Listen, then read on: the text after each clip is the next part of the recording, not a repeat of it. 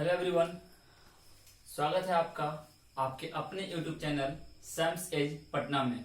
मैं समीर कुमार लेकर आया हूं उसी सीरीज को जिसे मैंने अपने प्रीवियस वीडियो में चालू किया था। मैंने प्रीवियस वीडियो में बताया है कि मैं एक ऐसा सीरीज ला रहा हूं, एक ऐसा सेशन ला रहा हूं जिसमें हम बात करेंगे ग्रामर के उन बेसिक कंसेप्ट के बारे में और ग्रामर के उन रूल्स के बारे में जो इन जनरल एग्जाम्स में काफी ज्यादा पूछी जाती हैं। लेकिन जो शुरुआत हो रही है हमारी, शुरुआत हम बहुत बेसिक से चलेंगे। शुरुआत में हम समझेंगे इंग्लिश क्या है, इंग्लिश लैंग्वेज क्या है, सब्जेक्ट क्या होता है, प्रेडिकेट क्या होता है।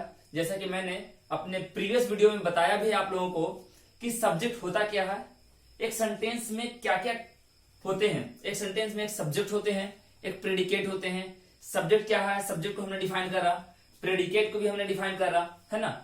फिर हमने ये भी बताया कि प्रेडिकेट के अंदर क्या क्या होता है। जैसे मैंने बोला कि प्रेडिकेट को हमने दो भाग बांटा, पार्ट्स ऑफ स्पीच और दूसरा हमने रखा ऑब्जेक्ट। पार्ट्स ऑफ स्पीच में हम लोग noun, pronoun, verb, adverb, adjective, preposition, conjunction, interjection, ये 8 के बारे में पढ़ते हैं। जबकि ऑब्जेक्ट जो है वो भी इन्हीं 8 में से किसी न किसी का रूप है।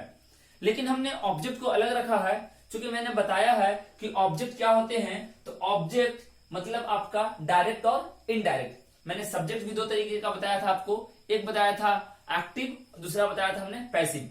तो हम लोग अभी बहुत बेसिक पे काम कर रहे हैं। हो सकता है कि आप लोग ये चीज जानते हो या हो सकता नहीं भी जानते हो। तो इंग्लिश को इंटरेस्टिंग बनाने के लिए, मतलब अगर आपको लगे कि नहीं ये लैंग्वेज है, मुझे सीखना है, तो इसके लिए हमें बेसिक पहले तैयार करना होगा। इसलिए हमने एकदम बेसिक से आप लोगों को लेकर चला है। तो हम उसी वीडियो को आगे लेकर चलते हैं और आज इंग्लिश फॉर ऑल में दूसरा वीडियो हम लोग देखेंगे। ठीक है, पहला डे हम लोग क्या क्या देखे थे उससे हम लोग आगे करते हैं। चलिए, मैंने बताया था कि एक सेंटेंस का स्ट्रक्चर क्या क्या हो सकता है। तो पहले बात कर लूं structure of a sentence. Structure of a sentence, तो स्ट्रक्चर ऑफ सेंटेंस में एक सब्जेक्ट होता है, दूसरा वर्ब होता है और तीसरा आपका कॉम्प्लीमेंट होता है ना। तीसरा आपका कॉम्प्लीमेंट होता है। देखिए, मैं आई वाली कॉम्प्लीमेंट की बात नहीं कर रहा। आई वाली कॉम्प्लीमेंट होती है किसी को अच्छा बोलना, मतलब किसी को प्रेज करना। जैसे मान लो किसी ने कुछ अच्छा कर दिया, परफॉर्मेंस अच्छा किया, तो आप बोलते हो wow you have done well, you have done good. तो जो भी आप बोल रहे हो ना कि you have done well, it means आप you are trying to praise someone, किसी को आप मतलब प्रशंसा करने की कोशिश कर रहे हो, तो वो कॉम्प्लीमेंट होता है आई वाला। मैं यहां बात कर रहा हूं ई वाला, ठीक है, जिसका मतलब होता है कि ये इंपॉर्टेंट है, इसके बिना ये अधूरा है। पूरक बोलते हैं हिंदी में, ठीक है, कॉम्प्लीमेंट टू ईच अदर। तो जब एक सेंटेंस की बात करें तो एक सेंटेंस में सब्जेक्ट आता है, वर्ब आता है और तीसरे नंबर पे आते हैं कॉम्प्लीमेंट, जिसको इन जनरल हम लोग ऑब्जेक्ट के नाम से भी जानते हैं। जिसको हम लोग ऑब्जेक्ट के नाम से भी जानते हैं। अब देखो होता क्या है ना, वर्ब को दो भाग बांटा गया है। वर्ब को दो भाग बांटा गया है। एक होता है आपका मेन वर्ब, एक होता है आपका मेन वर्ब और दूसरा होता है आपका हेल्पिंग वर्ब। दूसरा होता है आपका हेल्पिंग वर्ब, है ना।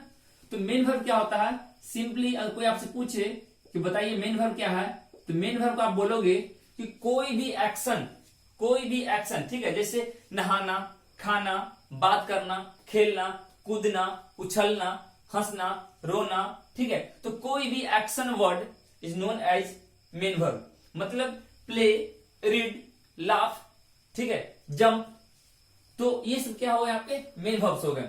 हेल्पिंग वर्ब क्या हो गया, हेल्पिंग वर्ब को हम लोग बोलते हैं स्टेट। क्या बोलते हैं, स्टेट बोलते हैं, मतलब कि दशा या अवस्था। इन जनरल ये क्या करता है, टाइम के बारे में बताता है आपको, ये टाइम इंडिकेट करता है। जैसे प्रेजेंट है, जो भी काम हो रहा है प्रेजेंट में हो रहा है, या पास्ट में हो रहा है, या फ्यूचर में हो रहा है ना। तो यहां समझते हैं हम लोग हेल्पिंग वर्ब क्या है। तो हेल्पिंग वर्ब को हम लोग बेसिकली दो भाग बांट रहे हैं। ऐसे आप लोग जाओगे तो देखो क्या क्या दिखेगा आपको बुक्स में। फंडामेंटल दिखेंगे आपको, फंडामेंटल वर्ब, ठीक है। उसके बाद आपको क्या दिखेंगे, मोडाल ऑक्सिलरी, ठीक है, मोडाल वर्ब्स दिखेंगे। इसके अलावा एक और इसके भाग दिखाई देगा आपको, वो दिखाई देगा फॉर्म ऑफ हैज या हैव, ठीक है। तो जब फंडामेंटल में जाते हैं तो आप बात करते हैं फॉर्म ऑफ बी के बारे में, फॉर्म ऑफ बी के बारे में। ठीक है, तो बी का मतलब क्या होता है? होना, बनना, रहना। बी का मतलब क्या होता है? होना, बनना और रहना। देखो बी का ये वर्ब फॉर्म है ना, तो बी से हमको मिलता है इज मिलता है, एम मिलता है, आर मिलता है। ठीक है, पास्ट में आप चले जाओ तो वाज मिलेगा, वर मिलेगा। बी में ही आपको बीइंग मिलेगा और बी में ही आपको बीन मिलेगा। इतना कुछ आपको बी में मिलेगा। ठीक है, अगर मैं बात करूं फॉर्म ऑफ डू का, तो डू में क्या मिलता है आपको? डू मिलता है, डज मिलता है, डिड मिलता है। ठीक है, डन मिलता है। तो डन का मैं बात नहीं कर रहा या डूइंग का मैं बात नहीं कर रहा, क्योंकि मैं यहां हेल्पिंग वर्ब की बात कर रहा हूं, ऑक्सिलरी की बात कर रहा हूं। ठीक है, तो ये हो गया आपका फंडामेंटल वर्ब में आपका। ठीक है, इसके अलावा जो मैंने हैज हैव लिखा है, हैज हैव में होता है आपको हैज होता है, हैव होता है। ठीक है, यहीं पे आपका हेड आएगा और यहीं पे आपका हैविंग आएगा। ठीक है, तो इतने सारे वर्ब्स आपका यहां पर आएंगे। ठीक है, हैज हैव हेड वहां पर दिखेंगे, is am are was were आपको यहां दिखेंगे। ठीक है, उसके बाद आपको ये जो बच गया मोडाल्स, मोडाल्स को दो भाग बांटा गया है, मोडाल्स वर्ब को दो भाग बांटा गया है। ठीक है, मैं आपको दिखाता हूं, एक मिनट। हाँ, मोडाल्स को दो भाग बांटा गया है। ठीक है, तो एक मोडाल्स को बोला गया है फुली मोडाल्स, फुली मोडाल्स। दूसरे को बोला गया है सेमी मोडाल्स। ठीक है, तो ये दो हो गए। अब समझिएगा, फुली मोडाल्स वो मोडाल्स होते हैं जो ऑक्सिलरी और मेन वर्ब, फुली मोडाल्स वो मोडाल्स होते हैं जो हेल्पिंग वर्ब और मेन वर्ब दोनों की तरह काम करते हैं। जैसे आपका नीड और डेयर, जिसमें आपका आएगा नीड और डेयर के बारे में, ये दो आएगा। ठीक है, कुछ लोग इसको इस कैटेगरी में यूज टू को भी रखते हैं। ठीक है, कुछ लोग इसको इस कैटेगरी में यूज टू को भी रखते हैं, तो आप भी रख लो, कोई दिक्कत नहीं है, कोई ऑब्जेक्शन नहीं है। रेस्ट जो बच गए वो सेमी मोडाल्स की कैटेगरी में आएंगे। ठीक है, रेस्ट क्या क्या बच गया आपका? मे बच गया, माइट बच गया, है ना, मे बच गया, माइट बच गया, कैन बच गया, कुड बच गया, सेल बच गया, शुड बच गया, है ना, मस्ट हो गया, आउट टू हो गया। ठीक है, विल हो गया, वुड हो गया। ठीक है, अब चेक कर लो आप, 1 2 3 4 5 6 7 8 9 10 यहां हो गए और 3 यहां हो गए। तो इंग्लिश ग्रामर में जितना भी आप सेंटेंस बना लो, मतलब इंग्लिश लैंग्वेज में आप जितने भी स्ट्रक्चर्स बोल लो, कोई भी स्ट्रक्चर्स आप बोल लो कि I would like to call mister Dhoni. ठीक है, आई वुड लाइक टू, तो वुड का आपने यूज किया, वुड आप कहां से ला रहे हो? यहां से ला रहे हो। बोलोगे कि we should focus on our study, हम लोग को अपने पढ़ाई पर ध्यान देना चाहिए, तो शुड का आपने यूज कर लिया, यहां से आ गया। ठीक है, आर यू क्रेजी, क्या आप क्रेजी हो? आर यू क्रेजी, तो आर आपने बोला, वो आपने यहां से बोला। ठीक है, वर यू विथ हिम, क्या आप उसके साथ थे? तो आपने जो यूज किया यहां से। मतलब इंग्लिश लैंग्वेज में आप कोई भी सेंटेंस बोल लो, ठीक है, जितनी भी स्ट्रक्चर्स आप बना लो, जितनी भी स्ट्रक्चर्स आप बनाओगे, सारे के सारे स्ट्रक्चर्स इसी 3 के मदद से बनेगी। एक फंडामेंटल वर्ब, दूसरा मोडाल्स और तीसरा बनेगा आपका वर्ब ऑफ हैज हैव। ठीक है, इतने से आप सारे को बनाते हो। अब जब बात करते हैं मेन वर्ब का, तो मैंने बताया कि मेन वर्ब को हम लोग एक्शन के नाम से बोलते हैं। क्या बोलते हैं? मेन वर्ब को एक्शन के नाम से बोलते हैं। एक्शन का मतलब कोई भी काम। देखो तुम सिंपली इसको लेमन टर्म में समझो ना, कि अगर आप कोई भी काम कर रहे हो, पढ़ने का कर रहे हो, खेलने का कर रहे हो, बात करने का कर रहे हो, ठीक है, तो कोई भी काम कर रहे हो, तो जो काम कर रहे हो ना, that is your main verb, that is main verb, है ना। तो मेन वर्ब में हम लोग इन जनरल 2 के बारे में बात करते हैं। कितने के बारे में बात करते हैं? 2 के बारे में बात करते हैं। कौन कौन होता है? एक आप ट्रांजिटिव के बारे में बात करते हो, एक आप ट्रांजिटिव वर्ब के बारे में बात करते हो, ठीक है, और दूसरा आप बात करते हो इंट्रांजिटिव के बारे में। दूसरा आप बात करते हो intransitive.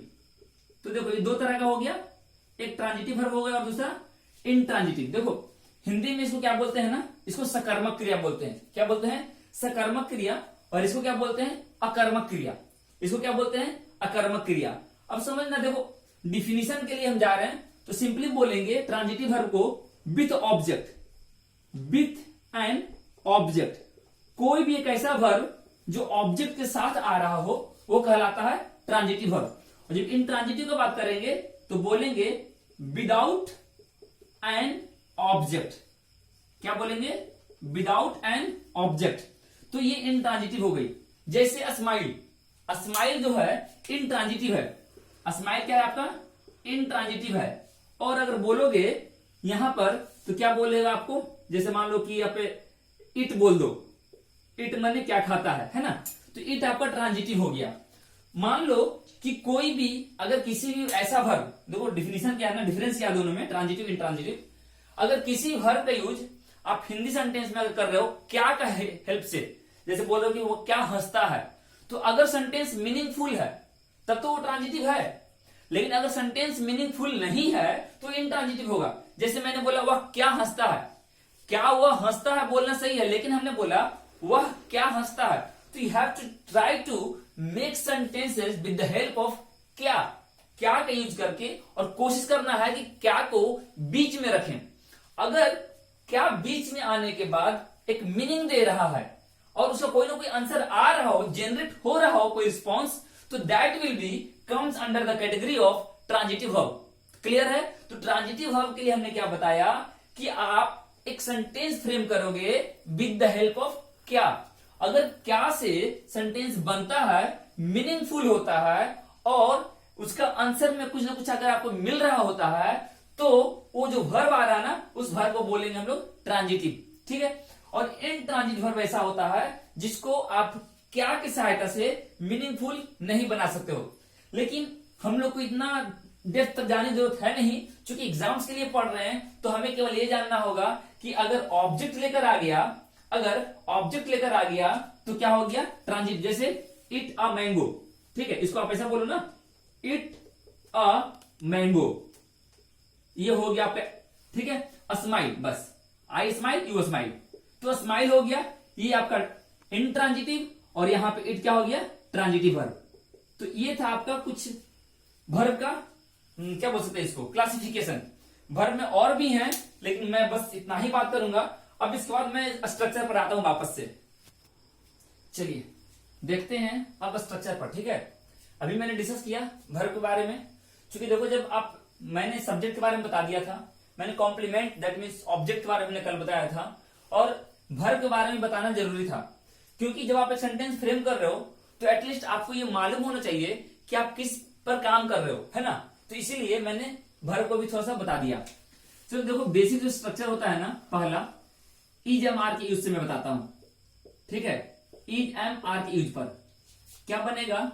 Subject is am are, ठीक है, प्लस कोई भी नाउन होगा या हमारा क्या होगा? एडजेक्टिव होगा। क्या होगा? कोई भी नाउन या एडजेक्टिव होगा। अब समझना यह है कि हमारा इज कहां लगेगा, एम कहां लगेगा और आर कहां लगेगा। Where we use is, where we use am and where we use are. तो देखो ये इज एम आर का खेल क्या है, आई जब आएगा ना तो आई के साथ आप एम लगाते हो। आई के साथ क्या लगता है? एम लगता है। एम लगाओगे आप, आई के साथ आप वाज लगाओगे, आई के साथ आप हैव लगाओगे, है ना? आई के साथ आप हैड लगाओगे। ठीक है? इसके अलावा आई के साथ आप सेल भी लगाओगे, आई के साथ आप विल भी लगा सकते हो, है ना? उसके अलावा कोई भी मोडाल्स, आई के साथ आप कोई भी मोडाल्स लगा लो, है ना? उसके अलावा आप V1 का यूज करोगे। किसका यूज करोगे? तो इतने सारे ऑक्सिलरी का आप यूज एक मात्र आई के साथ कर सकते हो। आई इतने सारे वर्ब को लेकर आ सकता है। जब आप बात करोगे वी के लिए, है ना, तो वी के लिए कोई भी प्लूरल वर्ब क्या होगा? Plural verb. तो प्लूरल वर्ब क्या होगा? आर हो सकता है, वर हो सकता है, हैव हो सकता है, और हैड जो है ना, हैड कोई प्लूरल सिंगुलर नहीं होता है। ठीक है? उसके अलावा मोडाल्स, मोडाल्स भी आपके सिंगुलर प्लूरल नहीं होते हैं, और ये भी V1 लेकर आएगा। ठीक है? और एक V2 भी ला सकते हैं ये लोग, V2 पास्ट में। तो इस तरीके से मैं आपको बता रहा हूं कि कौन कौन सा वर्ब का आप यूज कर सकते हैं। ये होगी बात आई के लिए, वी के लिए। यही बात आपका यू के लिए भी चलेगा और यही बात आपका दे के लिए भी चलेगा, ठीक है, या यही बात आपका किसी भी प्लूरल सब्जेक्ट के लिए चलेगा, ठीक है। तो किसी भी प्लूरल सब्जेक्ट के लिए आप इतना कुछ करते हो। जब सिंगुलर की बात करो तो ही आता है ना, सी आता है, इट आता है, उसके बाद नेम आएगा, या कोई भी सिंगुलर तो आप क्या यूज करते हो, इज का यूज करोगे, वाज का यूज करोगे, हैज का यूज करोगे, हैड का करोगे, ठीक है। मोडाल्स होगा, विल आप लिख लो, विल का करोगे, V5 लिख लो और V2 लिख लो, है ना। इतने सारे आप यूज कर सकते हो। तो ये बेसिक मैं बता रहा हूं ताकि देखो अगर किसी को नहीं पता है तो सब कुछ मालूम होना चाहिए, क्योंकि जब हम शुरुआत कर रहे हैं ना तो आपको सेंटेंस बनाने आने चाहिए। सेंटेंस बनाना आप सीखोगे तब आप सेंटेंस को कैच करोगे, सेंटेंस पकड़ में आएगा आपको कि हाँ आप क्या कर रहे हैं, मतलब किस बारे में आप बात कर रहे हैं। तो इसीलिए ये जो वर्ब्स का खेल है ना, ये आपको मालूम होना चाहिए कि हम किस वर्ब को कहां पे यूज करेंगे, क्या इसका सही करेक्ट प्लेस है। तो आप इसको उतार सकते हो, ठीक है। मुझे आगे मैं देखता हूं फिर। चलो, ये था आपका एक स्ट्रक्चर। मैं एक एग्जांपल देता हूं। अगर मैं एग्जांपल दूं, मैं एक शिक्षक हूं, मैं एक शिक्षक हूं, ठीक है। तो देखो यहां पे ये क्या है आपका, मैंने बोला सब्जेक्ट आएगा, मैंने क्या बोला, सब्जेक्ट आएगा। तो सब्जेक्ट की जगह पर आपका आई आएगा। सब्जेक्ट मैंने बताया था ना दो तरह का, एक वो जो खुद काम करेगा और एक वो जिसके बारे में हम लोग बात करेंगे। मतलब डूअर हो सकता है, या अबाउट हुम या about which sentence is talking, जिसके बारे में सेंटेंस बात कर रहा हो वो भी हमारा सब्जेक्ट होता है। तो यहाँ पे मेरे बारे में बात हो रही है कि मैं क्या हूं, एक शिक्षक हूं। तो आई के अनुसार मैंने बोला था एम का यूज करेंगे, तो आप आई एम कर लो। और शिक्षक हूं तो आई एम अ टीचर। देखो यहां पे टीचर है ना, क्या है यहाँ पे टीचर, तो ये क्या है उच्चारण, ट है। मैंने बताया था ना आपको वॉवेल और कॉन्सोनेंट, याद करो क्लास को। पहले क्लास में मैंने आपको वॉवेल्स बताए थे और कॉन्सोनेंट्स बताए थे। वॉवेल्स बोला गया था आ ई, ठीक है, वो वाली को मैंने वॉवेल बोला था, मतलब ए ई आई ओ यू, ठीक है। और कॉन्सोनेंट मैंने बताया था B C D F G H J K L dash dash dash, है ना। तो 21 आपका कॉन्सोनेंट था। और हिंदी में कॉन्सोनेंट मैंने बोला था क ख ग घ, है ना। तो वो अगर साउंड करेगा तो क्या होगा, ए लेकर आएगा। तो देखो आप यहाँ पे ट ठ ड है ना, टी, तो टी आ रहा है ना, तो टी क्या हो गया आपका, कॉन्सोनेंट हो गया, इसलिए हमने यहाँ पे ए का यूज किया है। मेरा कोशिश है कि मैं जब आप बता रहा हूं तो मैं सबको बताता साथ साथ लेकर चलूं, ताकि आपको कोई भी चीज समझने में दिक्कत ना हो, ठीक है। अब चलो ये तो एक बेसिक हो गई।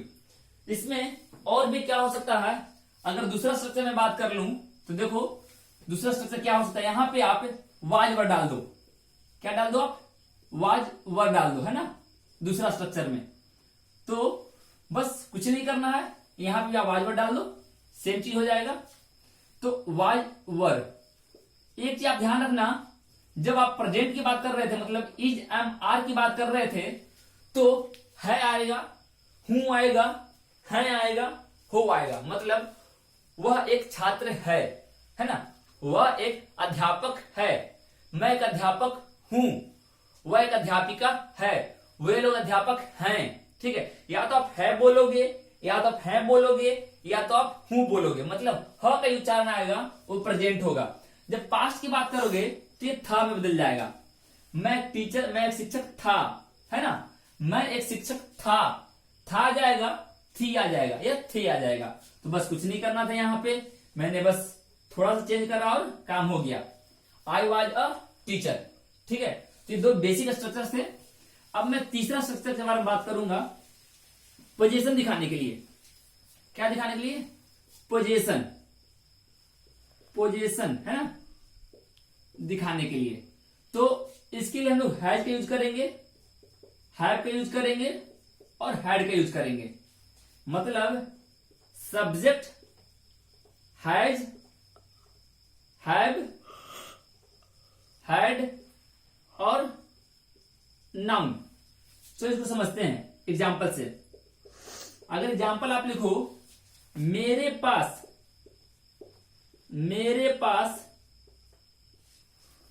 ठीक है, कुछ मित्र हैं, मेरे पास कुछ मित्र हैं, या इसको आप बोलो मेरे कुछ मित्र हैं। क्या बोलो?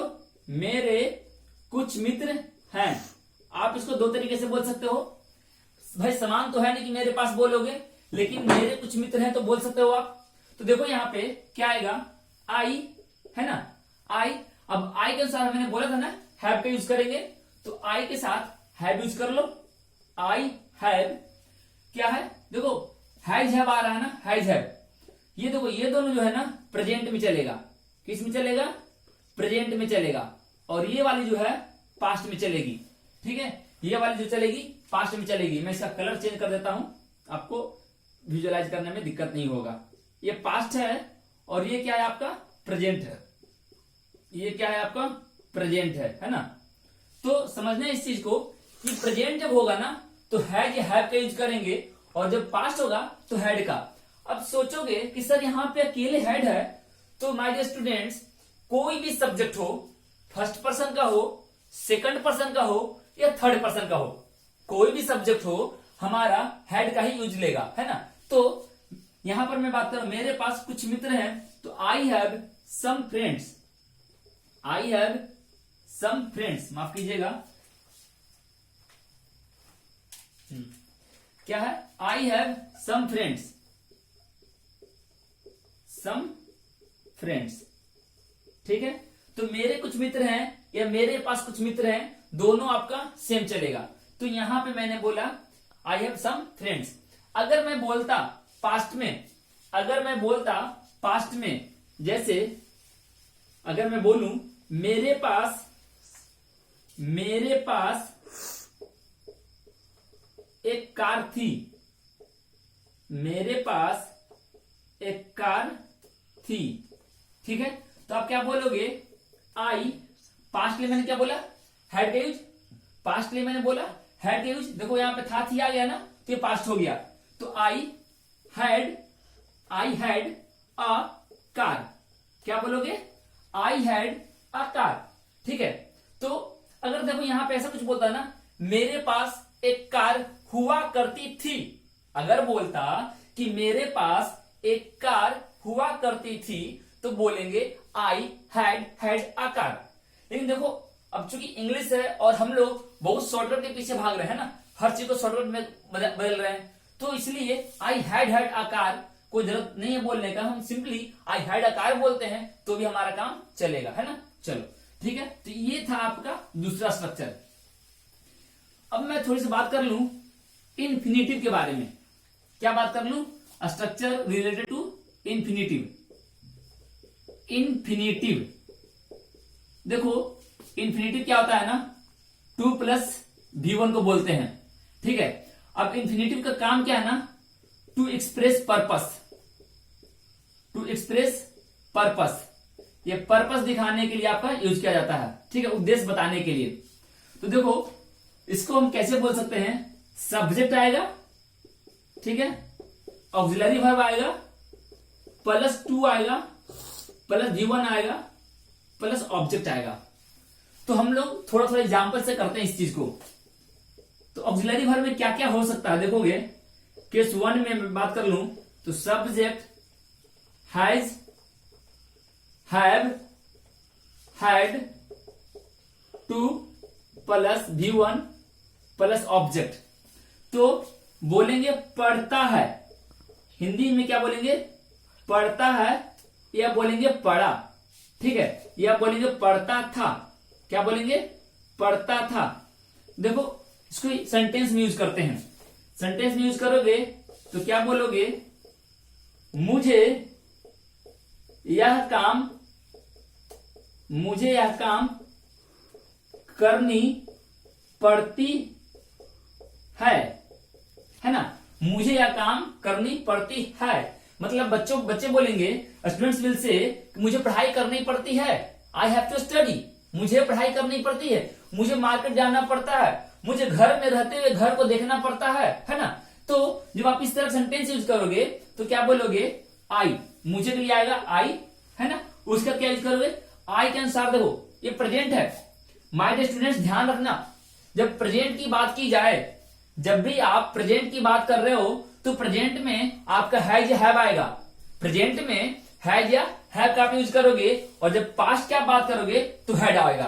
क्लियर है? तो मैं यहां प्रेजेंट की बात कर रहा हूं तो बोलोगे आप लोग I have to, I have to what, यह काम करनी पड़ती है, ठीक है, करनी पड़ती है तो डू दिस वर्क। अब बोलोगे सर काम करना का भी तो वर्क होता है ना, वर्क माने काम करना। लेकिन माय डियर स्टूडेंट्स अगर आप बोलते हो आई हैव टू वर्क तो फिर यह कहां गया? यह डिटरमाइनर्स है। यह क्या है? डिटरमाइनर्स है और यह का यूज काम के साथ किया गया है।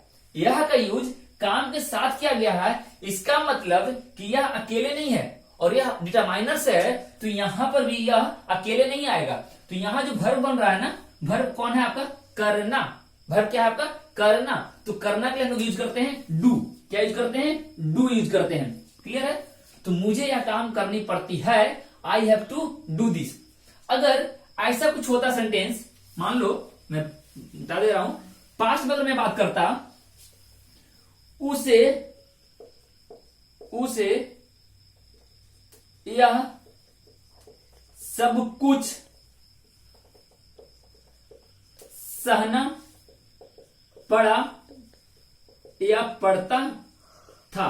देखो होता क्या है ना कि कुछ बंदे अपने घर से दूर रहकर पढ़ाई करते हैं। अब घर से दूर रहकर पढ़ाई करते हैं तो जहां जिस सिचुएशन में रह रहे हैं, जिस माहौल में रह रहे हैं, हो सकता है कि उनको वहां सारी चीजें ना मिल रही हो या वो जैसा वो चाह रहे हो वैसा नहीं मिल रही हो, लेकिन कष्ट तो करना है, पढ़ाई करना है तो कष्ट तो करना है, तो उसे यह सब कुछ सहना पड़ा। बोलते हैं ना यार मैंने तो बहुत कुछ सहा है, मैंने सब कुछ सह कर पढ़ाई किया तो मुझे सहना पड़ा और मेरे पास कोई ऑप्शन नहीं था। तो अगर आप बोलोगे मुझे सब कुछ सहना पड़ा तो कैसे बोलोगे? उसे यह सब कुछ सहना पड़ा, उसी के लिए आप लाओगे ही। क्या लाओगे? ही। अगर लड़का है तो ही और अगर लड़की है तो आप बोलोगे सी, है ना? तो उसे यह सब कुछ सहना पड़ा सेंटेंस से डजंट एक्सप्रेस की सेंटेंस क्या है, लड़का के लिए है या लड़की के लिए है ना। Is not clear. जब क्लियर नहीं है तो आप ही या सी कुछ भी यूज करो, ही सी। अब देखो पढ़ता था ना, क्या है? पढ़ता था या पढ़ा, तो ये क्या है? पास्ट हो गया। जब पास्ट हो गया तो हम क्या यूज करेंगे? हैड का। तो ही या सी हैड टू, है ना, सहना पड़ा, टोलरेट एवरीथिंग, यह सब कुछ, टोलरेट एवरीथिंग, है ना।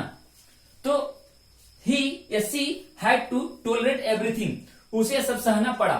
तो हमने क्या करा, बस एक बेसिक स्ट्रक्चर था हमारे पास हैज हैव का, उसके साथ मैंने जोड़ दिया इसे हैड को भी और मैंने प्रेजेंट पास्ट दोनों के साथ में आपको बता दिया। तो इस तरीके से आप इंफिनिटिव के स्ट्रक्चर को बता सकते हो। देखो मैं केवल स्ट्रक्चर बता रहा हूं, उस पर एक दो सेंटेंस बता रहा हूं, आपको प्रैक्टिस करने हैं। If you want to speak English, if you want to improve your English, तो आपको मेहनत करनी होगी। मुझे तो केवल बताना है, मैं तो बता रहा हूं आपको कि आप कैसे बोल सकते हो, आप कैसे इन चीजों को सीख सकते हो, समझ सकते हो। इसको डेली लाइफ में यूज करना है आपको। If you are able to use it in your daily life, daily day to day work activity, then you can improve your English. ठीक है, तो आपको ये समझनी होगी चीजों को। मैंने भी बताया इन्फिनिटिव के बारे में, इसे मैं और भी स्ट्रक्चर भी देखूंगा। ठीक है, चलिए ठीक है, अब हम लोग आगे देख लेते हैं। इन्फिनिटिव में मैंने बात किया और इन्फिनिटिव में ही अभी मैं आगे देख रहा हूं, subject plus is am are was were plus to plus V1 object. अगर सेंटेंस में इज एम आर आ जाए या वाज वर आ जाए तो देखो फिर से वही मैं बात बोलूंगा, प्रेजेंट होगा, अगर प्रेजेंट होगा तो आप इज एम आर यूज करोगे। ठीक है, अगर प्रेजेंट हुई तो इज एम आर यूज करोगे, अब पास्ट हुई तो आप वाज वर यूज करोगे, है ना। तो प्रेजेंट में इज एम आर, पास्ट में वाज वर। कैसे पहचानेंगे बताया है मैंने, प्रेजेंट के लिए है और पास्ट के लिए था। क्लियर है? अभी मैं फ्यूचर तक नहीं गया हूं, ठीक है ना, क्लियर है। चलो अब मैं देखता हूं इसको कैसे, इसका क्या मतलब है।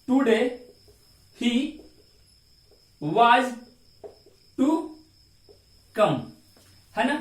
तो बस कुछ नहीं करना है, ध्यान रखना है आपको कि वाला वाली के साथ है या था का यूज आ जाए तो हम लोग इस तरीके के सेंटेंस को बनाएंगे, है ना। चलो आगे देखते हैं। अगला स्ट्रक्चर में हम लोग बात करेंगे इसी के बारे में थोड़ा सा, और क्या बात करेंगे देखो, subject is, am, are, was, were, about to, V1 object. ये अगर होगा तो देखो, जब अबाउट टू आ रहा है ना, अबाउट V1, तो क्या बोलेंगे, होने को है, ठीक है। तो एग्जाम्पल समझो इसको, एग्जाम्पल में बोलोगे आप, वह मरने को है, वह मरने को है, या बोलोगे वह मरने ही वाला है। क्या बोलोगे, वह मरने ही वाला है। तो आप इस तरीके से इसको बना सकते हो, या तो एक्शन वर्ड रिपीट करेगा। ध्यान रखना मैं क्या बता रहा हूं कि अगर अबाउट टू आ रहा है, अगर सेंटेंस में अबाउट टू आ रहा है, इट मींस कि आपका एक्शन वर्ड रिपीट होगा, इंफैटिक फॉर्म में आएगा। तो मरने को या मरने ही वाला, देखो इंफैटिक है ना, तो सेंटेंस को इंफैटिक बनाने की कोशिश किया जा रहा है, या तो एक्शन वर्ड को रिपीट करके या ही का यूज करके। मैंने ही, उसने ही, है ना। तो ही जब यूज करते हैं तो क्यों करते हैं, सेंटेंस पर जोर डालने के लिए, एम्फेसाइज करने के लिए। तो बस सेम काम यहां पे हम लोग कर रहे हैं। तो अगर ऐसा कुछ हो तो प्रेजेंट होगा इज एम आर, पास्ट होगा तो वाज वर, है ना। तो चलो, वह मरने को है, he is about to die, ठीक है। अगर पास्ट में बात करेगा तो बोलेगा he was about to die, ठीक है। पुराने हिंदी फिल्मों में दिखाता है कि जब विलेन मरने वाला होता है या फिर कोई मरने वाला होता है, उस समय उसका रिपोर्ट क्या बोलते हैं उसको, बयान ले लिया जाता है। तो वह मरने वाला था, इसलिए मैंने आपको रिपोर्ट नहीं किया, मैंने उससे बयान ले लिया। तो वह मरने ही वाला था, he was about to die and he died, वो मर भी गया। तो देखो सेंटेंस को यूज करना सीखो। जब रिपीट कर रहा है ना, जब रिपीट कर रहा है एक्शन वर्ड, तो अबाउट टू का यूज करेंगे। जब रिपीट नहीं कर रहा है ना, तो क्या आएगा, सिंपल आएगा। तो इसके पहले बार जो मैंने स्ट्रक्चर पढ़ा, उसमें भी अगर बोलता वह मरने को है, वह मरने वाला है, या बोलता वह मरने को है, तो को है बोलता या वाला है बोलता, तो हम लोग बिना अबाउट टू के जाते। अगर यहां पे एक्शन वर्ड को आपने रिपीट कर दिया तो बस क्या हो गया, अबाउट टू यूज कर दिया गया, है ना। चलो आगे देखते हैं, चलिए आगे देखते हैं हम लोग, ठीक है। कुछ और स्ट्रक्चर्स पे हम लोग बात कर लें। डस्टर गंदा हो रहा है, चलो कोई नहीं, अगले साल में साफ किया जाएगा इसे। चलिए अगला जो है ना, अब तक हमने प्रेजेंट के बारे में बात करा और पास्ट के बारे में बात करा। अब हम लोग बात करेंगे फ्यूचर के बारे में, है ना। चलो देखते हैं। तो सब्जेक्ट शैल, विल, या मैं मोडास ले लूं क्या, एक साथ मोडास भी लेता हूं। मोडास हैव टू V1 ऑब्जेक्ट।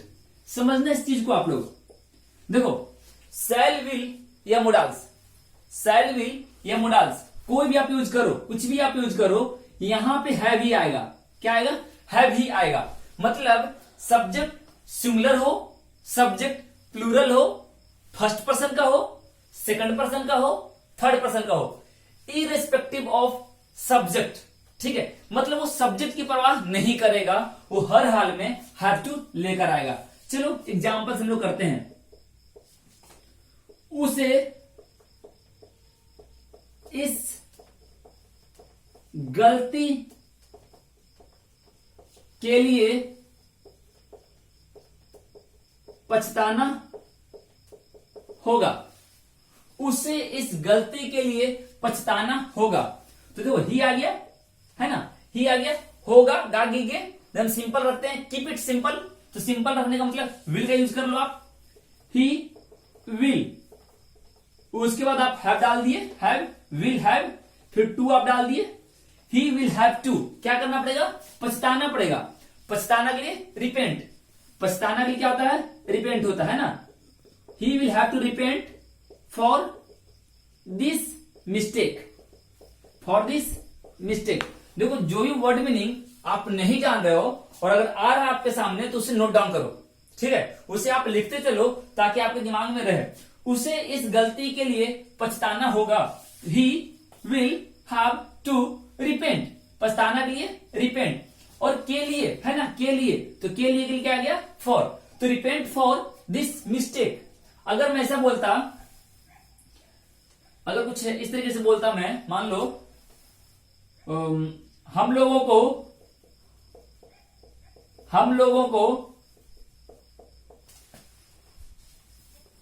एक बड़ी रकम मुआवजे के रूप में देना पड़ेगा, है ना, देना पड़ेगा या देना होगा। क्या मेरे उससे नहीं कर रहा ना? हम लोगों को एक बड़ी रकम मुआवजे के रूप में देना होगा या देना पड़ेगा। तो देखो हम लोगों को वी, है ना, वी के साथ आप मे भी कर लो तो भी चलेगा, सेल कर लो तो भी चलेगा, क्योंकि यहां पड़ेगा सेंस है। तो ये दैट मे बी पॉसिबिलिटी, और जब पॉसिबिलिटी आएगा तो मे, ये हम लोग आराम से पढ़ेंगे, ठीक है। अभी बस हम आपको स्ट्रक्चर पर दे रहे हैं। तो वी, मे या सेल, हैव टू, क्या करना पड़ेगा? मुआवजे के रूप में देना होगा।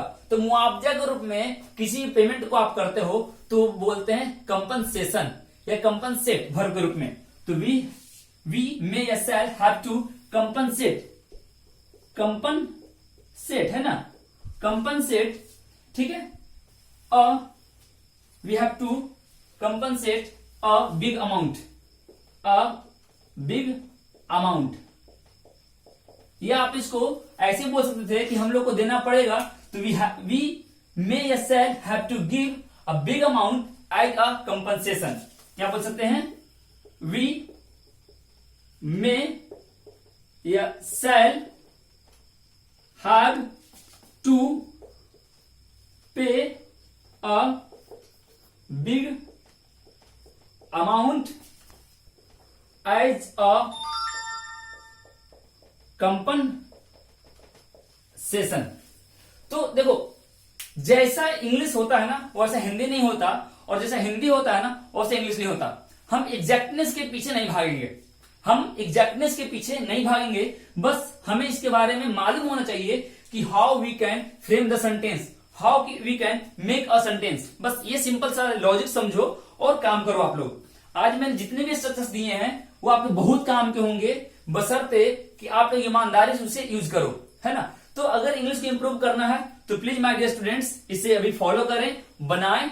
और बस आज के लिए मैं इतना ही पर रोक दे रहा हूं। मैं अगले क्लास में फिर मिलूंगा, और मैं सीरीज चला रहा हूं, मैं कोशिश करूंगा कि मैं आपके लिए हर दिन एक वीडियो डालता चलूं, और महीना 2 महीना में कम से कम मैं इतना बता दूं कि आपके लिए इंग्लिश बोलने के लिए भी बेहतर हो जाए और समझने के लिए बेहतर हो जाए, ताकि एग्जाम्स में आप अच्छा स्कोर कर सको, है ना। तो चलो ठीक है, इतने के साथ मैं विदा लेता हूं, फिर मिलूंगा इसी उम्मीद के साथ विदा ले रहा हूं। अगले वीडियो में मिलता हूं। चलो ध्यान रखना अपना, bye, take care and thank you for watching my video.